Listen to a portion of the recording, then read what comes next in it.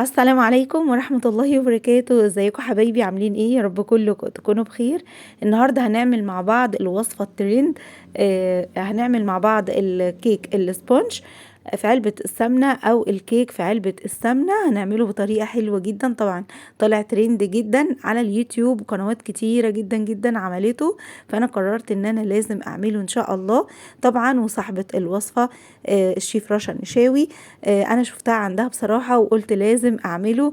طبعا لو اول مرة تشوفيني، انا دعاء ابراهيم ودي قناتي، بقدم لكم فيها وصفات حلويات وتورت ومعجنات. اتمنى ان شاء الله تعملي متابعة لقناتي وتعملي جولة في القناة. طبعا اول حاجة هنا هنقول بسم الله الرحمن الرحيم. معايا علب السمنة احجام زي ما انتم شايفين، الحجم الكبير اللي هو قصيرة شوية دي مقاس 16، واللي في ايدي دي تقريبا مقاس 10، والكبيرة دي مقاس 13 او 14 دي.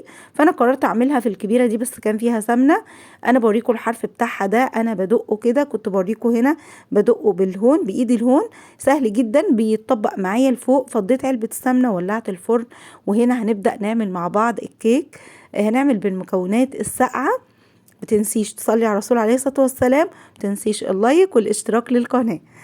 طبعا المكونات الساقعة دي عملناها مع بعض كتير، هقول لكم برضو هنا عملت ايه وحطيت ايه. زي ما انا قلت لكم ولعت الفرن الاول. حطيت هنا 2 بيضة ساقعين جدا، وحطيت نص كوباية سكر ونص كوباية مية ساقعة متلجة، وحطيت هنا فانيليا ونص معلقة محسن جل. وهحط هنا نص كوباية دقيق. انا بعاير على فكرة بالكوباية اللي بنشرب بيها مج الشاي، اللي هي الكوباية العادية جدا.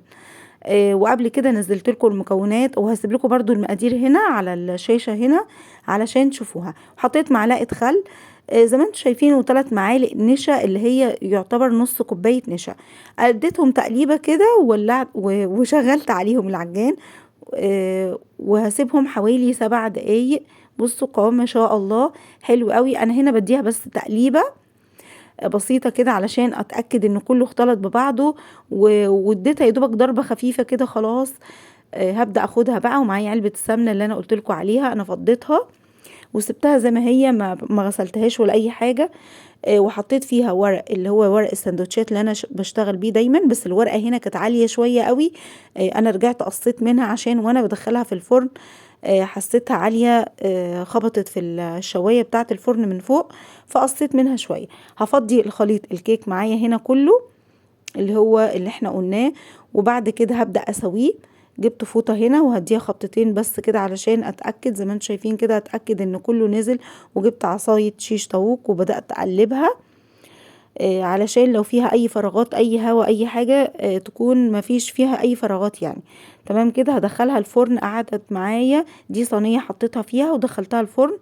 قعدت معايا حوالي ساعة الا ربع بالظبط. عايزة اقول لكم ان انا نزلت الشبكة على الرف اللي تحت. الشبكة نزلتها على الرف اللي تحت لانها عالية، ارتفاع علبة السمنة عالية مع الكيك، فما شاء الله فخبطت معايا كمان في الشواية من فوق، فانا اضطريت ان انا اقص من الورق. بصوا انا بوريكم هنا حطيت فيها الخلة او العصاية بتاعت شيش طاووق، ما شاء الله طالعة مستوية والارتفاع بتاعها عالي جدا. غطيتها بقى كده بالفوطة وسبتها لتاني يوم. اتعاملت معاها زي التورتيه بالظبط. انا ما كنتش مستعجله عليها بصراحه. تاني يوم اهي انا كده سبتها يوم كامل على فكره.